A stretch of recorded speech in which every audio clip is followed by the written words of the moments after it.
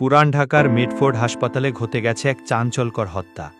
ব্যবসায়ী মোহাম্মদ সোহাগ চাঁদা দিতে অস্বীকার করায় পাথর দিয়ে মাথায় আঘাত করে নির্মমভাবে হত্যা করা হয়। সিসিটিভি ফুটেজে দেখা যায় ঘাতকরা শুধু পাথর মেরেই ক্ষান্ত হয়নি, মৃতদেহের উপর লাফিয়ে লাথি মেরেছে। এই ঘটনায় দেশজুড়ে তীব্র প্রতিক্রিয়া। শিক্ষার্থীরা রাস্তায়, সামাজিক যোগাযোগ মাধ্যমে ছড়িয়ে পড়েছে। পুলিশ এখন পর্যন্ত গ্রেপ্তার করেছে ৫ জনকে।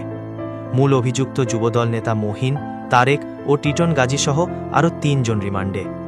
নিহতের স্ত্রী লাকি আক্তার কাঁদতে কাঁদতে বলেছেন, আমার স্বামীকে যারা আমি তাদের ফাঁসি চাই। মামলায় ১৯ জনের নাম, অজ্ঞাত আরও ২০ জনের বিরুদ্ধে তদন্ত চলছে। বিশেষ দ্রুত বিচার ট্রাইব্যুনালে নেওয়া হতে পারে এই মামলা। শাস্তি হতে পারে মৃত্যুদণ্ড কিংবা যাবজ্জীবন কারাদণ্ড। বন্ধুরা, এই হত্যাকাণ্ড আমাদের সবাইকে নাড়া দিয়েছে।